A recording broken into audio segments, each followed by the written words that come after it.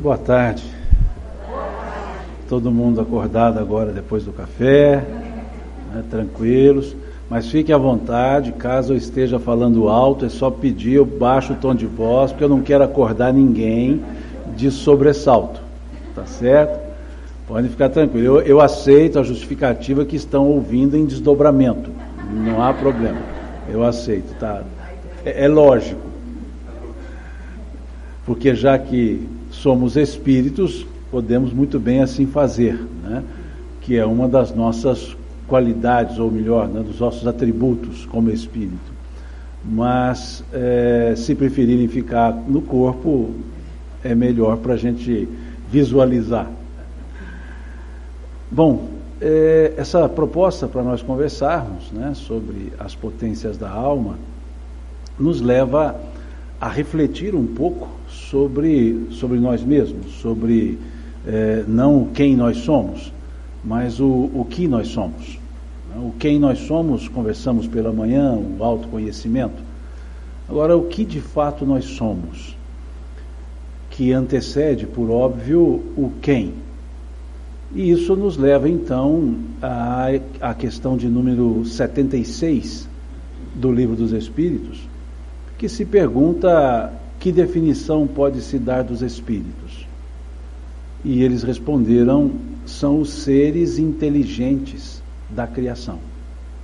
Então nós somos os seres inteligentes da criação, pois nós somos espíritos, nós somos seres espirituais, criados por Deus. Não se pode precisar quando cada um de nós foi criado, mas podemos dizer que, podemos precisar que a criação é eterna, conforme vemos na questão de número 80 do Livro dos Espíritos, que se diz que Deus jamais cessou de criar espíritos. Se Deus é eterno e jamais ele cessou de criar espíritos, a criação é eterna. Mas cada um de nós tivemos um momento em que fomos criados. Tivemos um momento em que Deus nos criou. Então, nesse momento, nascemos. E aí passamos para a imortalidade. Não somos eternos. Eterno é Deus. Eterno não tem começo e não tem fim. Imortal tem começo, mas não tem fim. Pelo menos é o que disseram os Espíritos lá na questão 78, por enquanto. Ou seja, não temos condição de entender ainda essa questão do não sem fim, né? Ou do sem fim, melhor dizendo, do não fim. E então disseram que é um mistério que está na divindade. Por duas vezes os Espíritos dizem isso, que trata-se de um elemento de mistério. Mistério não no sentido de não se pode saber, mas que está nas entranhas do próprio processo de criação. E aí já está no campo da eternidade de Deus. Então nós somos esses seres espirituais que momentaneamente e por diversas vezes habitamos um corpo, mas cuja a natureza não é corporal. Então não somos corpos que possuímos espíritos, somos espíritos que, no nosso caso aqui, possuímos um corpo físico. E é importante entendermos isso numa forma de conscientização, porque nós sabemos disso, mas muitas vezes nós não nos olhamos dessa forma, de tal maneira que colocamos para nós mesmos, na referência a nós mesmos, nós colocamos um pronome possessivo, dizendo meu espírito. E eu não tenho espírito, eu sou espírito. Há quem diz que quando morrer, meu espírito vai para o mundo espiritual. O meu não vai para lugar nenhum, quem vai sou eu. O meu fica, que é o meu corpo. Então este fica. Então nós somos seres espirituais, somos espíritos. E, estabelecido pelos próprios espíritos, quando nos definiram, chamaram-nos de seres inteligentes da criação, que povoamos o universo, dentro e fora da matéria. Então esses seres somos nós. Mas Qual é a nossa essência? Somos seres espirituais criados por Deus, mas qual é a nossa essência? Para que entendamos a nossa potência, qual é o nosso potencial? Então, qual é a nossa essência? Se olharmos então o simbolismo do Gênesis bíblico, lá do versículo 27, do capítulo 1, lá do Gênesis, nós veremos um esboço de simbologia, dizendo que Deus criou o homem e mulher os criou, a imagem de Deus os criou, a sua semelhança os criou. Então vejam esse versículo 27. Qual nossa essência? A essência do nosso... Qual nossas potências? As potências em forma de latência do próprio Criador. Porque o Criador coloca na sua criatura a sua característica, a sua essência, de tal forma que muitas vezes nós chamamos a criatura pelo próprio Criador. Por exemplo, quando olhamos um quadro pintado por um determinado pintor, nós muitas vezes, em vez de dizermos que vemos o quadro, nós dizemos que vemos o pintor. Por exemplo, eu posso dizer, em vez de vi o quadro da Mona Lisa, eu digo vi Da Vinci. Em vez de dizer que eu vi lá o Davi, a estátua de Davi, eu posso dizer que eu vi Michelangelo. Em vez de dizer que eu li Machado de Assis, que eu li o livro de Machado de Assis, eu posso dizer que eu li Machado de Assis. Por quê? Porque cada autor, cada pintor, cada criador põe na sua obra a sua própria essência.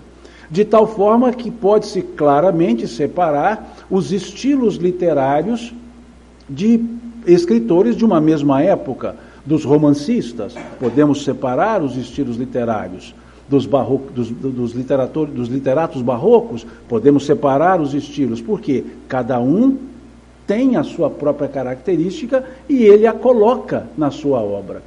Então, por um fenômeno, por uma figura de linguagem que nós chamamos na nossa língua portuguesa de metonímia, nós podemos substituir o autor pela obra, por uma questão muito lógica de não há uma obra que não traga a característica do seu autor. Dentro dessa lógica é que vemos então no Gênesis bíblico, nesse versículo 27, essa mesma expressão: criados, nós todos, à imagem e semelhança do Criador, a imagem e semelhança de Deus.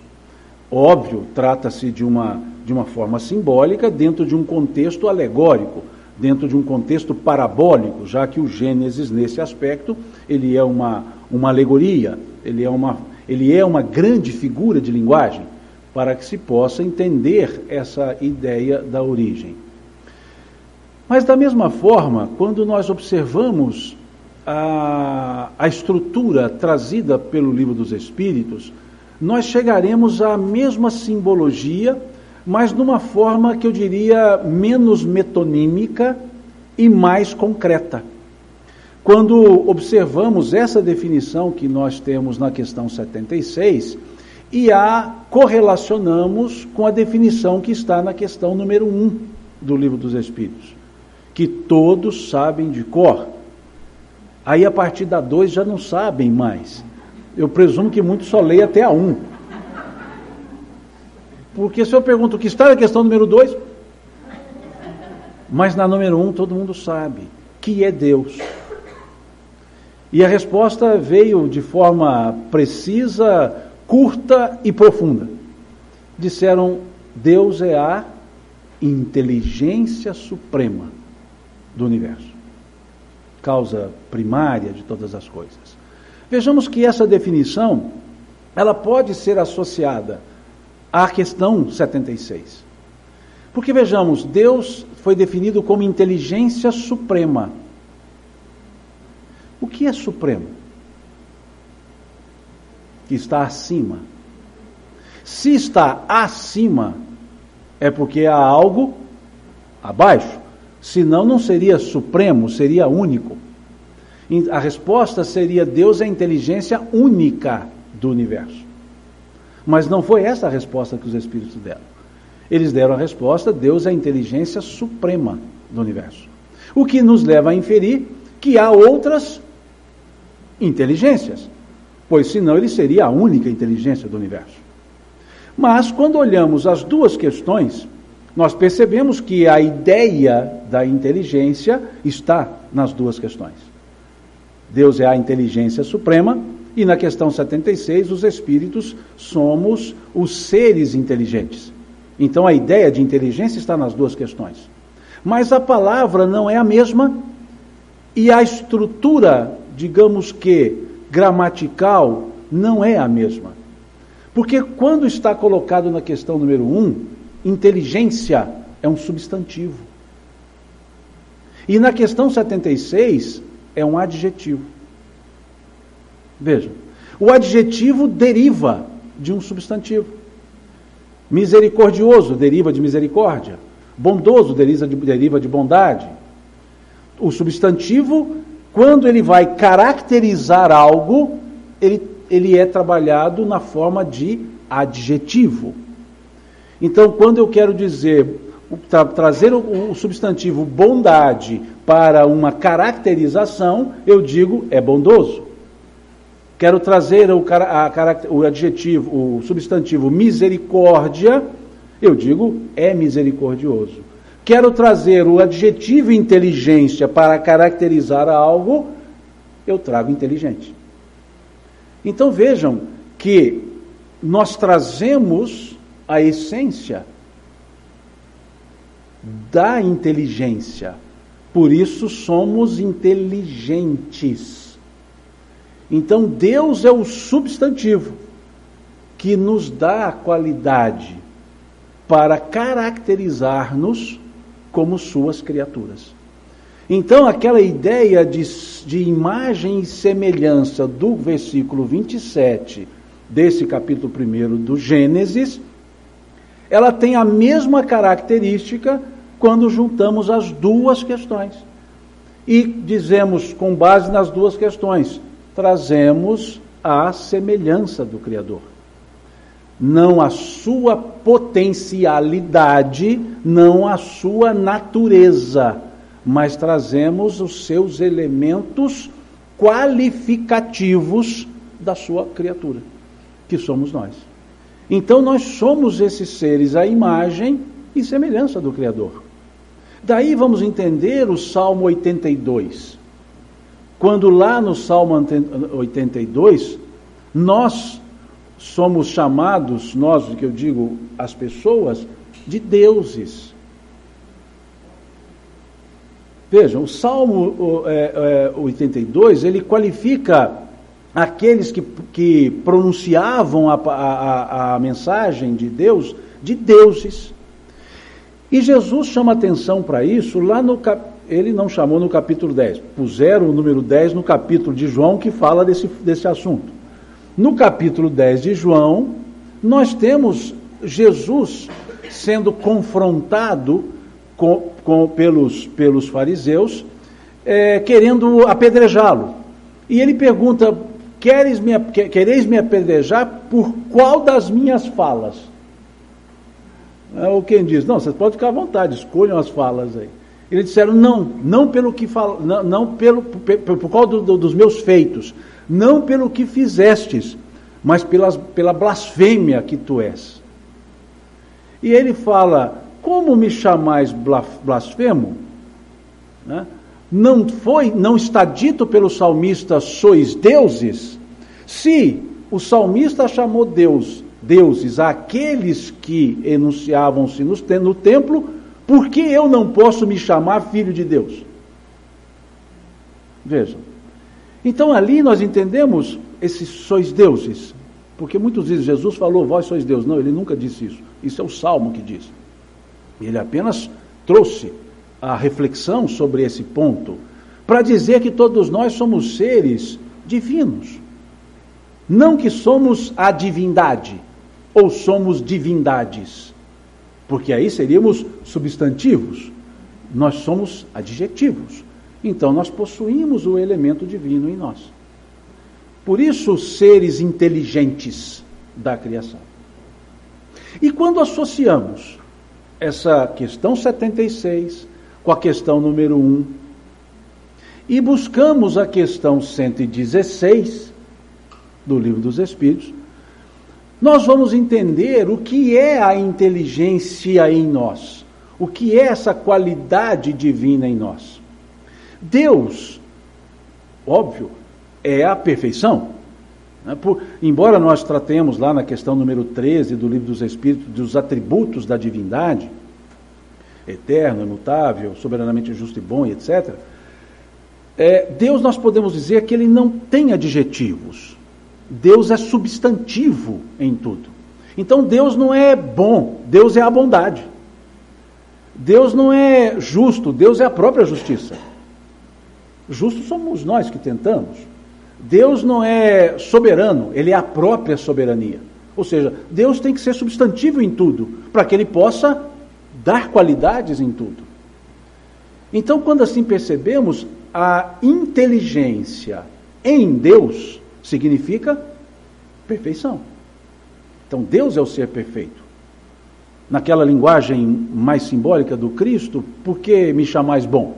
Bom só há um, Deus, que está nos céus. No aspecto de absoluto, só pode ser Ele.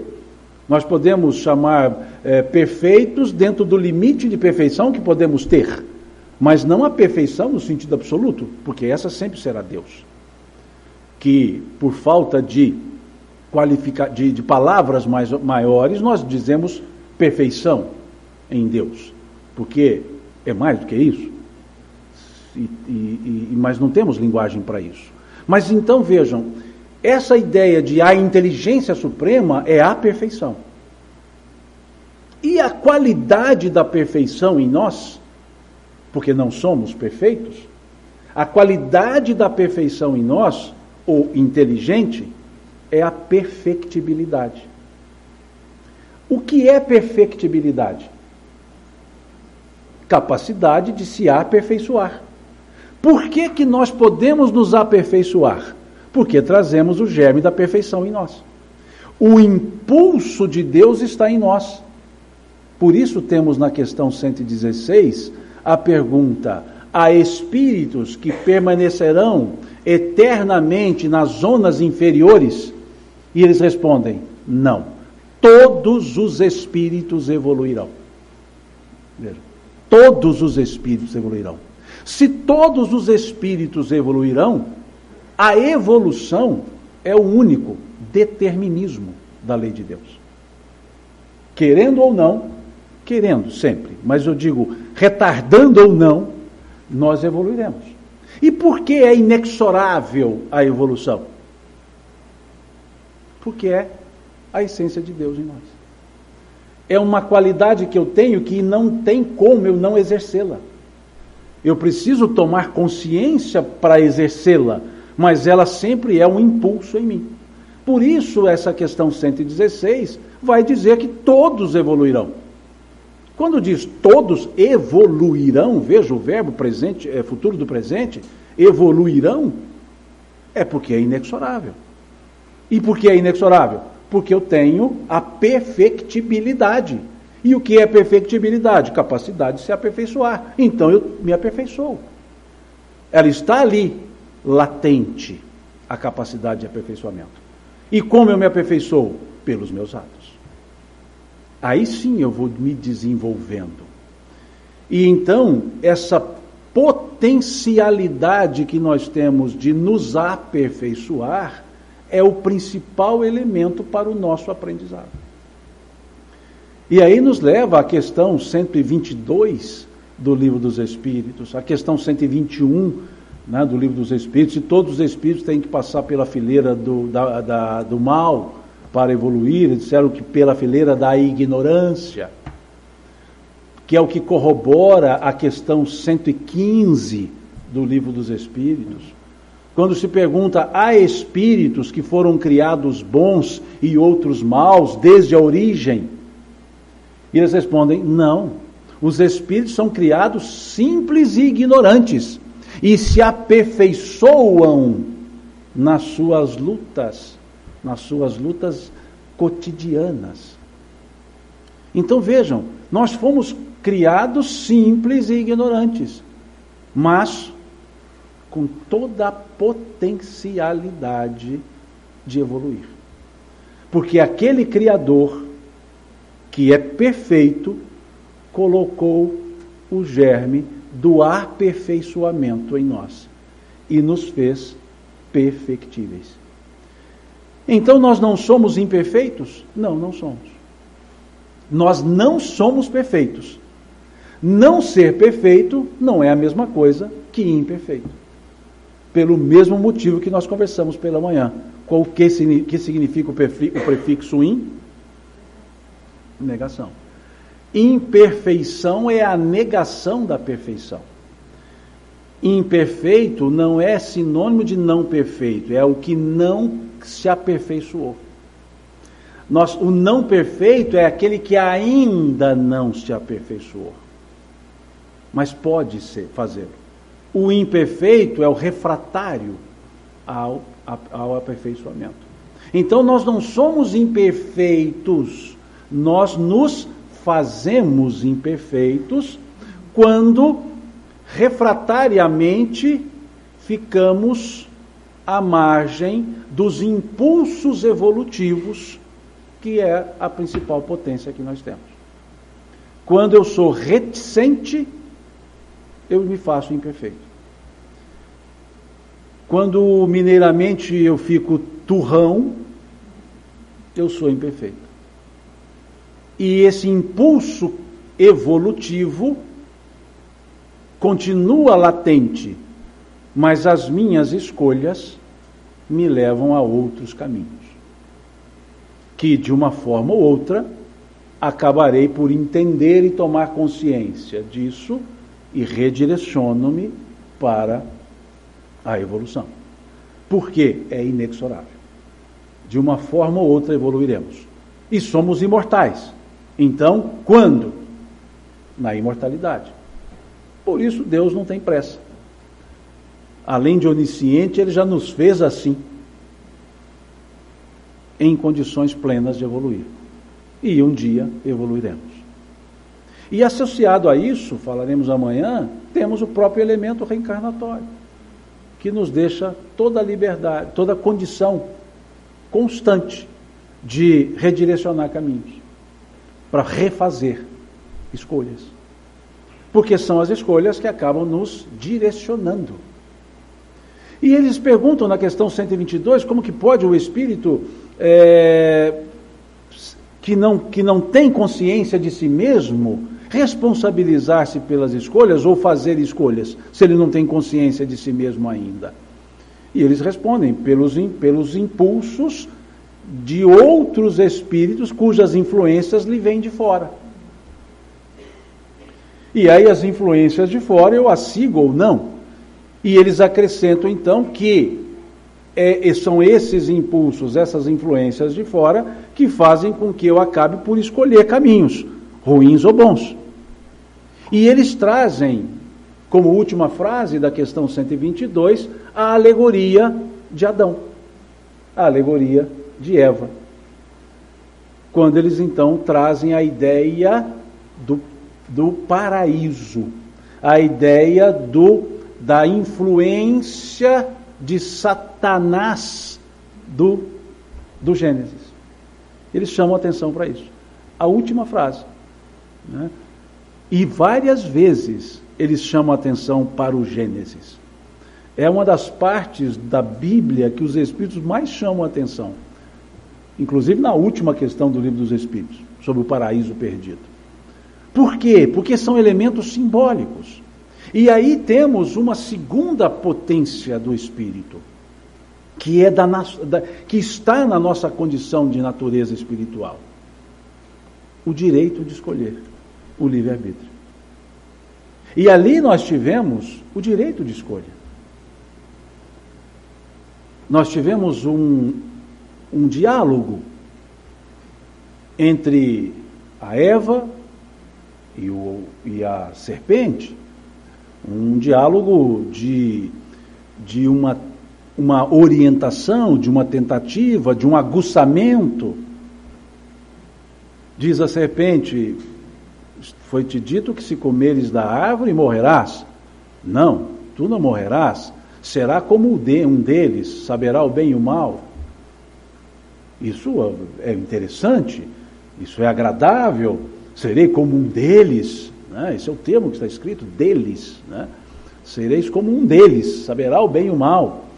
E ela então diz, mas me proibiram de comer. E a serpente vai lá e, né, me desculpa a expressão jocosa, no nosso Código Penal brasileiro, dá um 171, né, dá lá o seu estelionato, né, cultural, e a Eva acaba aceitando e come do fruto. E ela teve a escolha, porque ela pôde dizer, mas o Senhor disse que não podemos comer. Ela fez uma escolha. Adão nem tanto, porque a Eva chegou para Adão e disse assim, toma. E Adão não fala nada, ele só comeu. E depois fala que o marido não obedece. Ele só comeu. Uma inconsciência plena em Adão. Ele não questiona, ele come. Né? E Eva deu uma questionada. Ou seja, ela pôde ter a escolha. Ela houve ali aquele símbolo de eu tenho caminhos para poder seguir. Eu posso fazer a minha escolha, eu tenho livre-arbítrio. Mas toda a liberdade de escolha pressupõe responsabilização pelas consequências da escolha. E o que acontece na simbologia não é uma punição, é uma responsabilização no nível da liberdade de escolha que cada um tinha. Adão, limitado. Hoje no almoço perguntaram por que eu falei da evolução feminina. Está aí, né? Eva é um Adão evoluído, né? É um Adão melhorado, mais consciente, ela argumenta com a serpente, né? Mais um pouquinho ela iludiria a serpente. Adão não, é aquele obediente, né? Sem questionamento nenhum, toma e come, né? Faz o que eu mando e guarda o que você sabe, era mais ou menos assim a relação. E ele come, e a responsabilidade dele é proporcional àquela inconsciência, ele vai se sustentar com o suor do seu trabalho, comerás com o suor do teu rosto. E Eva era mais consciente, tanto que ela argumentou o contrário, e ela então parirás com dor. Há uma consequência maior, há uma responsabilidade maior. Por isso muitos nós mesmos nos chamamos de filhos de Eva, né? Não é filhos do erro, nós somos filhos das nossas escolhas. Não quer dizer erros e acertos. E o Arthur muito bem trabalhou aqui a ideia do pó, porque ali nós temos em Eva dizendo, a mulher pisará com o calcanhar na tua cabeça, falando para a serpente. O calcanhar. Veja, a mulher que pisará. A que sucumbiu. Porque é um processo de renovação de si mesmo. Um processo de liberdade de escolha, consequências, mas dentro do automatismo, dentro da potencialidade da evolução, dentro dos impulsos da evolução, que até mesmo os erros nos podem levar a crescer, se bem aprendermos com os erros para não praticá-los mais. Então vejam, ali é um outro impulso, uma outra potencialidade que nós temos. Nós temos um impulso da própria evolução, mas uma evolução que se dá dentro da potencialidade, dentro da potência chamada livre-arbítrio. A liberdade de escolher. Que, segundo Emmanuel, no livro O Consolador, na questão de número 133, se conjumina com determinismo. Ele pergunta-se a Emmanuel, há a coexistência do livre-arbítrio e do determinismo? E ele diz, sim, o determinismo impera nas camadas inferiores da evolução. E o livre-arbítrio se apresenta à medida que eleva-se o espírito. Ou seja, enquanto não tenho consciência de mim mesmo, sou tutelado. À medida que vou aclarando o meu conhecimento, o meu entendimento, eu vou também tendo mais liberdade de escolha. E, por decorrência, assumindo as consequências de todas as minhas escolhas. Então nós temos esses determinismos. Temos lá um determinismo em Adão e uma responsabilidade em Eva. Ou seja, dois momentos diferentes, não duas pessoas, né, diferentes. Né? O Adamá, o Evará, são momentos diferentes. E ali vem essa liberdade que nós temos. A liberdade de direcionarmos-nos. A potência da evolução, ela não é automática. O impulso evolutivo que todos nós temos não é automático. Nós exercitamos pelas nossas escolhas. Por isso que até a escolha errada pode me levar para cima, se eu aprender e redirecionar. Como escreveu o Espírito Hamed, quando ele diz no livro Renovando Atitudes, um erro em clima de acerto não é um erro propriamente dito, mas uma tentativa frustrada de acertar. Depende. Depende de o que eu estava intentando. Que é o que vemos no artigo 11 do capítulo 7 do Código Penal da Vida Futura, lá do livro Céu e Inferno. Na primeira parte do livro Céu e Inferno, capítulo 7, artigo 11, Código Penal da Vida Futura. Todas as faltas têm expiações, mas as expiações não são as mesmas para as mesmas faltas. De sorte que uma mesma falta praticada por pessoas diferentes tem expiações diferentes em função da atenuante ou da agravante que gerou o fato. Veja que sapiência. Né? Erramos, todos nós.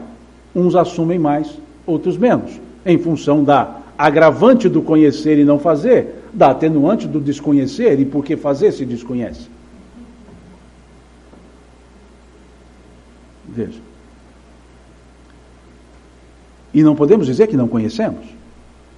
Podemos dizer que não temos consciência do que conhecemos. Consciência no sentido de absorção do entendimento. Não a consciência no sentido que vimos hoje pela manhã como o elemento aferidor da lei de Deus, ou censor da lei de Deus. Por quê? Porque nós sabemos o que é conveniente do que não é conveniente. Hoje, por mais que digamos que vivemos no mundo de provas e expiações, e vivemos sim, claro, os painéis estão claros para nós. Não vivemos obtusos. Nós sabemos o que é conveniente e o que não é conveniente. Não dá para dizer mais, eu não sabia que não deveria ser feito assim. Eu posso dizer, eu não quis fazer assim. Mas saber, nós sabemos. Então, já temos as escolhas advindas do que conhecemos, do que vemos. E aí responsabilizamos. Não dá mais para usar a atenuante, mas a agravante do conhecimento. É como se disséssemos, melhor não saber, mas se sabemos, por que não fazemos? Porque não queremos.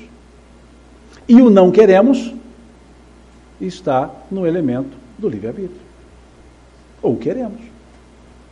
E aí podemos dizer, mas é uma luta em glória? Em tese é uma luta, não em glória. Como o apóstolo Paulo escreve aos Romanos, se não me engano, acho que o capítulo 8, se não me engano. Quando ele escreve aos Romanos, dizendo sobre a sua própria luta interna. Ele diz, o bem que eu prefiro, não é o bem que eu quero, o bem que eu prefiro, eu não faço. O mal que eu não quero, eu faço. Veja. Nós temos isso. Não para escudarmos-nos nisso e dizer, está vendo, é por causa disso. Se o Paulo era assim, por que eu não vou ser? Não, mas eu já sei que ele era assim, não preciso ser mais. Mas é natural que nós lutemos com essas questões próprias. Porque a consciência, dizia o poeta libanês, Gibran Khalil Gibran, ele dizia, a consciência é um juiz íntegro, porém fraco, para aplicar em si as sanções que aplica a outrem. É essa luta que nós temos. Tanto que um espírito amigo nos pede no Evangelho segundo o Espiritismo, sede vós severos para convosco e indulgentes para com os outros. Porque muitas vezes nós somos indulgentes para conosco. e severos para com os outros? Todas as vezes? Não, nem todas. A grande maioria. Salvam-se alguns, dentro da possibilidade, mas não da probabilidade. Porque a característica nossa ainda é assim. Ainda, para nos salvar, nós usamos a ideia, para exercer o egoísmo, nós chamamos de nos salvar. Não, ou eu tenho que pensar em mim, porque ou eu salvo a mim ou a ele. Na verdade é porque eu sou egoísta e eu preciso de um sofisma. Então essa potência, que é a terceira potência, a consciência. Aí sim, aquela que está na questão 621 do Livro dos Espíritos, que não é racional, não é a razão, é a consciência. É aquele, por isso que a pergunta foi lei de Deus, é aquela latência de Deus em nós, é aquilo que está lá na questão número 5 do Livro dos Espíritos, número 6, do sentimento íntimo da ideia de Deus, de termos esse sentimento. E isso é que nos dá a consciência de nós mesmos, a consciência dos nossos limites, limites mínimos e limites máximos. Porque muitas vezes olhamos o limite máximo. Eu não consigo fazer mais do que eu faço.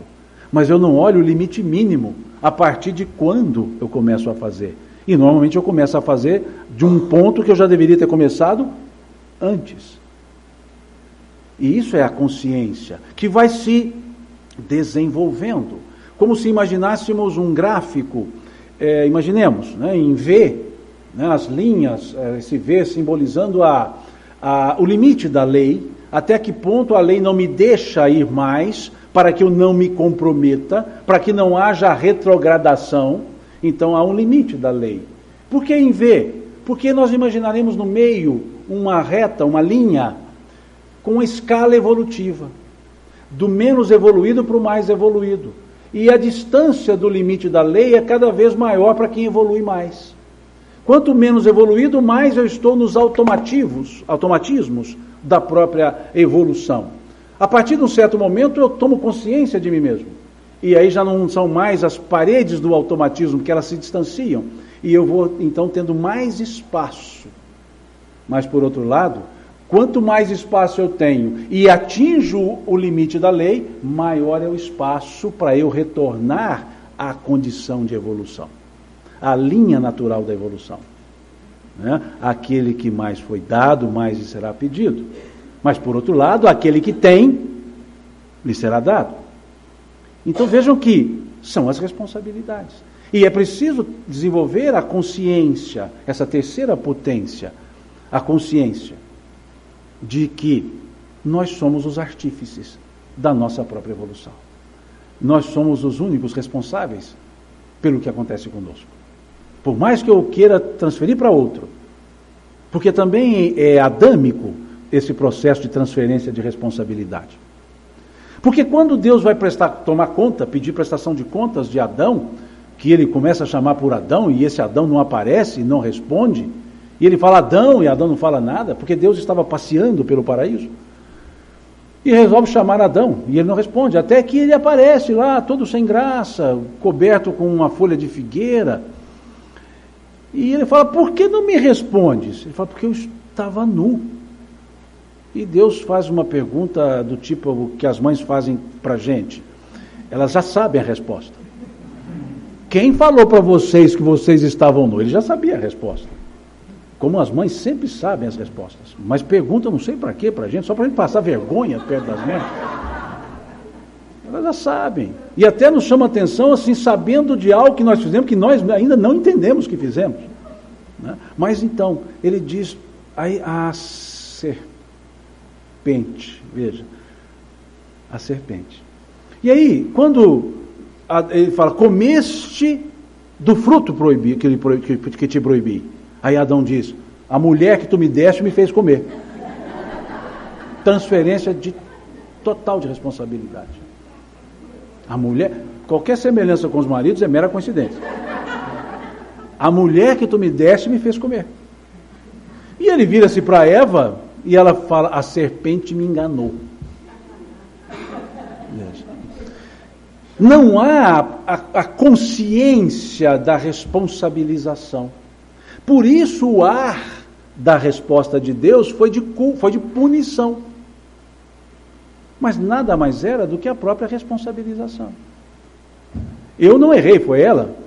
Eu não errei, foi ela, ou seja, a serpente. E olhou para a serpente, provavelmente não tinha mais ninguém, né? E aí então, vamos rastejar. Né? Não tem outro jeito. Veja, essa potência da consciência de nós mesmos, que vai se aclarando e se desenvolvendo com os nossos próprios aprendizados. E desenvolvendo essas potências, nós então vamos nos relacionando com a nossa origem. Qual a nossa origem? Com aquele substantivo que me deu a qualidade que carrego. Eu começo a me relacionar com Deus, com o Criador, com o incriado que me criou. E aí vou desenvolvendo outras potências, não mais dos impulsos evolutivos, mas a partir da consciência, eu já começo a desenvolver as potências das minhas próprias vontades. E aí desenvolvemos essa quarta potência, a vontade. Que Emmanuel muito bem trabalha no livro Pensamento e Vida. Essa vontade, essa determinante do livre-arbítrio. Porque sem a vontade, eu não faço escolha. Eu sou conduzido. Vejamos, na passagem de Bartimeu, a multidão advertia Bartimeu porque ele gritava. Depois as mesmas pessoas foram dizer para ele, tem de bom ânimo, ele te chama. A multidão segue o comando, não pensa por si. E se nós não exercemos a potência da vontade, nós não pensaremos por nós mesmos. Nós pensaremos pelos outros e seguiremos os outros. Naquele efeito que disse de manhã, efeito manada. Então é preciso que haja o império da vontade. Porque ela que é a manifestação desse livre-arbítrio do ser que desenvolveu a consciência. E aí então, pela vontade, eu me relaciono com o Criador. Eu começo a percebê-lo. E por isso essa minha relação com o Criador faz parte da lei natural. É a lei de adoração. É aquele momento em que eu vou relacionar-me como criado com o meu Criador. Como criatura com o seu Criador. E o mecanismo para isso, da sutileza, daquele inteligente para com a inteligência, é a lei de adoração, que é nada mais do que a oração. Essa forma de me relacionar com Deus, pela minha vontade. Não pelo impulso da própria evolução, mas pelo meu impulso para entender que eu preciso exercitar essa lei, porque ela é, como a lei natural, a definição, para a minha felicidade. E que felicidade temos, e que, melhor dizendo, que felicidade percebemos e sentimos quando conversamos, quando nos relacionamos com o nosso Criador. Não no ato de submissão, mas naquele ato de reverência. Mas que, ao mesmo tempo, reverência é de entendimento, que dele aurimos as forças. E aí nos dirigimos num ato de pedido. E pela consciência de tudo isso, eu me relaciono com ele também agradecendo. Quando tenho a consciência, agradecendo. Não quando tenho o atendimento do que eu pedi, mas pela pura e simples consciência, que é o agradecimento da minha existência. É o constante na relação com ele. Por isso os Espíritos nos trazem, na questão 659, esse caráter geral da prece. 659 do Livro dos Espíritos. Esse caráter geral da prece. Que Pergunta-se, a prece é agradável a Deus?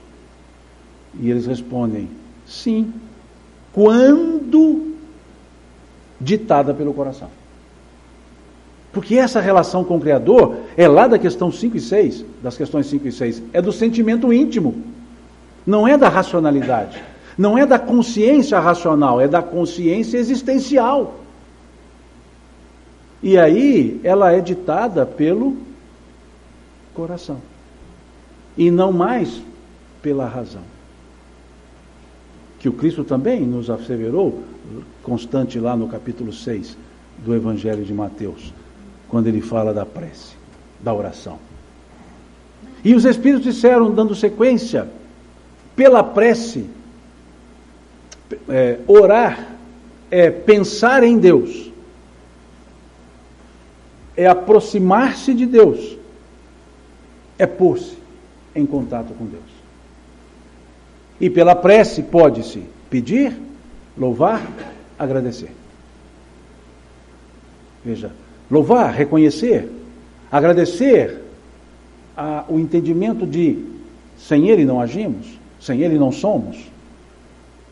E o pedir, dele nós aurimos, nele nós aurimos forças, então peço. O que nos leva à ideia de Jesus quando dizia, entra no quarto, fecha a porta e em silêncio, ora teu Pai. As 3 etapas. E essa potência é parte da lei. O exercício dessa potência é da lei natural. É da nossa natureza essa relação com Deus. Uma vez, fazia uma palestra, coincidentemente também em São Roque de Minas.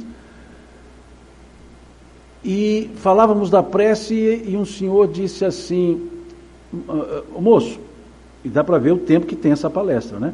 O moço, né?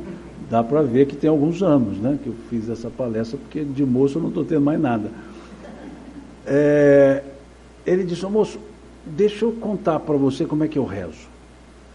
E ele disse assim, eu vou rezar assim, eu sento à noite na cama antes de dormir e falo assim, Deus, o nego velho está aqui, viu? E durmo.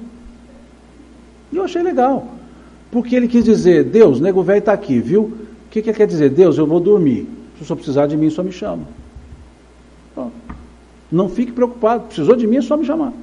Estou à disposição.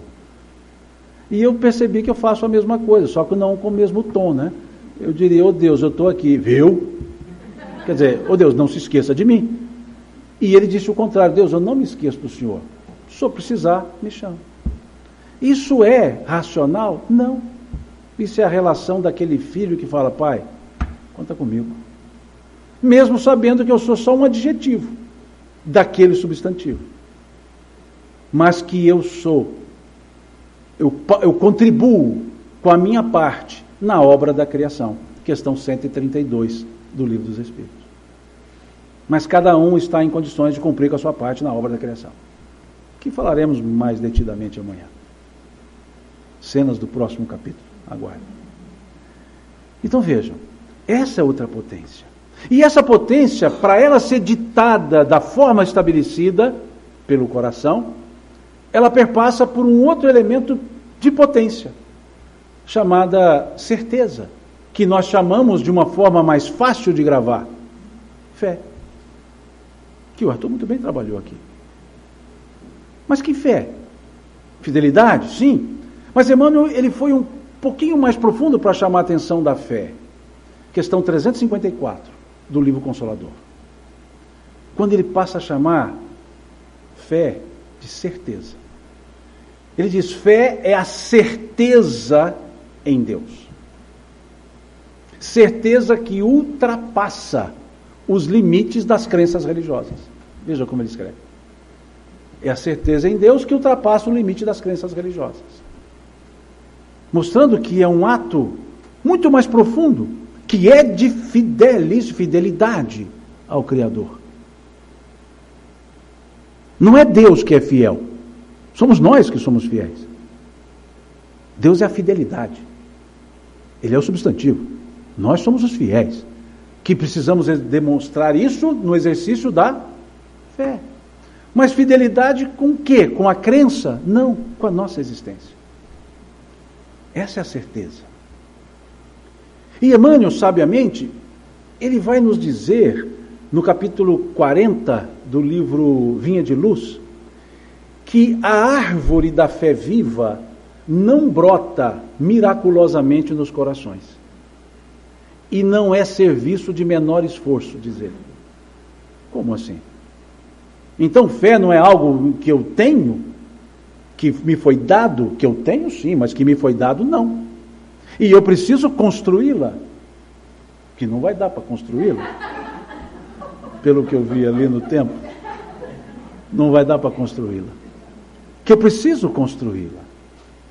Tanto que Jesus disse a Pedro, quando ele caminhava pelas águas e começou a se afundar, dizendo, homem de pequena fé. Porque fé tem tamanho? Tem. Porque ela não brota miraculosamente nos corações. Ela é serviço de menor, não é serviço de menor esforço. Eu preciso me esforçar. Eu preciso, como dizia o apóstolo Paulo, pelejar na fé. Peleja na fé. Porque é uma peleja. E imaginemos, Pedro titubeia lá, e Jesus fala de pequena fé. Depois Pedro faz um exercício assim de demonstração de fidelidade, quando Jesus diz, um de vós há de me trair, e fica assim, serei eu. E Pedro fala, irei contigo onde fores, até a morte. Firme. E Jesus fala, Pedro, os espíritos das trevas, ou Satanás, em outras traduções, quer te fazer dobrar, como o vento dobra o trigo. Ou seja, os espíritos das trevas querem te fazer dobrar. Em outras traduções, cirandar. Quer te envolver. Como o vento dobra o trigo. Mas eu orei para que a tua fé não desfaleça. A tua fé não desfaleça. E o que aconteceu? Desfaleceu. Mas é o mesmo Pedro, que depois com João, subindo a escadaria de Formosa, do templo, da porta de Formosa do templo, encontra-se com o paralítico lhe pede uma esmola e ele diz, ouro e prata eu não tenho, mas o que eu tenho eu te dou, em nome de Jesus o Nazareno, levanta e anda. E o homem levantou. E foi tão forte que diz o texto, e ele levantou-se e foi andando e louvando, foi andando, cantando e louvando a Deus. É o mesmo Pedro que a fé era pequena lá atrás. Era o mesmo Pedro que titubeou na fé. Era o mesmo Pedro que desfaleceu-se na fé, mas que robusteceu-se na fé, porque é a árvore que vai se edificando. E essa é a potência que nós trazemos, de poder nos edificar. E poder falar com certeza nessa potência, como falou muito bem o filósofo baiano, Gilberto Gil, andar com fé eu vou, pois a fé não costuma falhar. Ela não costuma, ela não falha. Então exercemos esse veículo para a potência da oração, da reverência, do contato. E essas potências se conjuminam na potência amor. Somos seres amoráveis por natureza. Somos seres de potencialidade afetuosa. Porque, dizia o apóstolo João, Deus é amor. Veja, ele é o substantivo. E nós somos amoráveis. Porque trazemos a essência. Só que precisamos desenvolver essa essência. E a potência do amor, aquele amor ágape da criatura com o Criador, e o amor fíleo da criatura para com as criaturas. O ágape é a essência do amor. Deus é amor. O amor de João é o ágape. O amor dito Deus é amor. E o fileo, esse amor entre nós, que nós chamamos de caridade. Por isso, traduzida a palavra caridade na carta de Paulo, e outras horas amor. É o amor fileo, é esse da relação entre nós. Porque o amor é a potência da inter-relação humana. O amor é a potência que me permite me relacionar com o ser humano.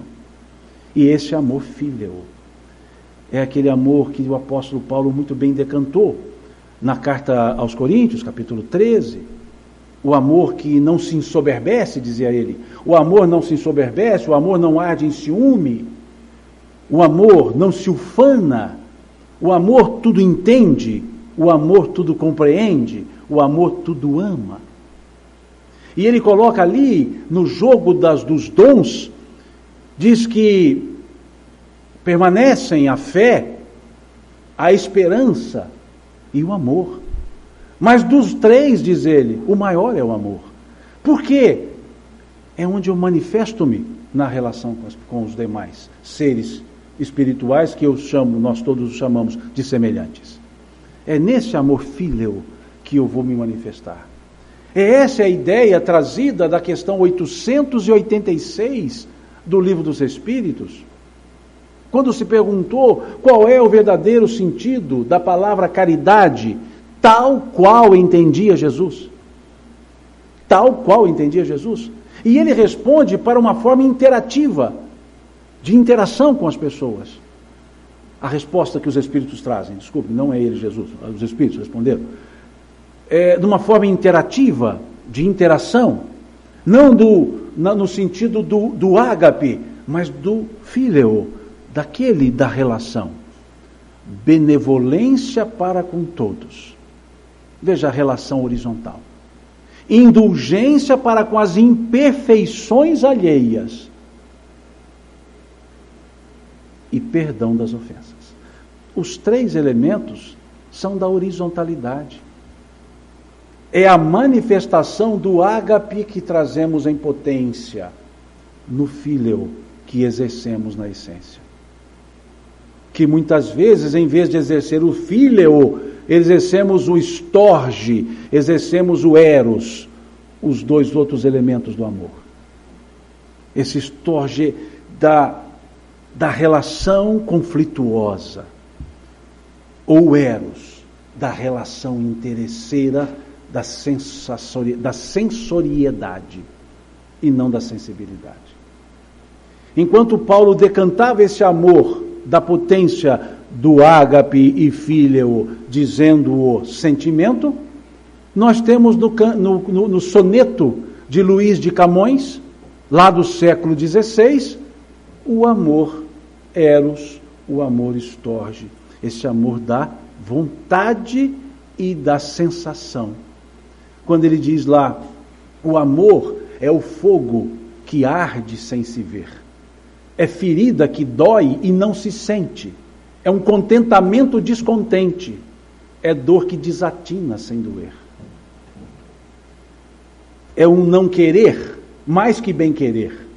É um solitário andando por entre as gentes. É um nunca contentar-se de contente. É cuidar que se ganhe em se perder. É ter para com quem nos mata uma lealdade. Como pode o amor causar no corações dos homens amizade, se tão contrário a si é o mesmo amor? Qualquer semelhança com a música Monte Castelo, de Renato Russo, não é mera coincidência. É um Ctrl-C, Ctrl-V. Mas Renato Russo tem uma lógica que ele faz Ctrl-C e Ctrl-V dos dois. Ele vai na carta de Paulo, Ctrl-C, Ctrl-V. Ele vai no poema de Camões, Ctrl-C, Ctrl-V. E traz-nos uma música o título é paradoxal, Monte Castelo, que é a batalha do Brasil na Segunda Guerra Mundial contra o seu povo irmão, que é a incongruência do amor, como se ama se beligeram. Então ele dá o título daquela batalha que dois povos que se amavam se beligeraram.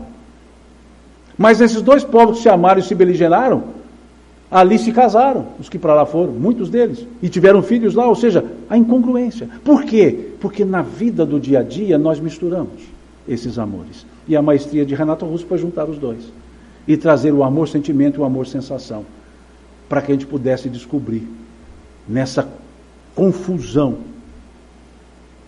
o fíleo e a partir do fíleo chegarmos ao ágape, ao amor divino, ao amor substantivo que nos colocou esses pingos amoráveis na nossa essência. Essas são as nossas potências e várias outras, mas essas são potências latentes e que estamos no momento de senti-las e exercê-las. As potências da alma, não as potências da encarnação. Que Deus nos abençoe a todos nesses 9 minutos e 48 segundos que eu ultrapassei a conversa.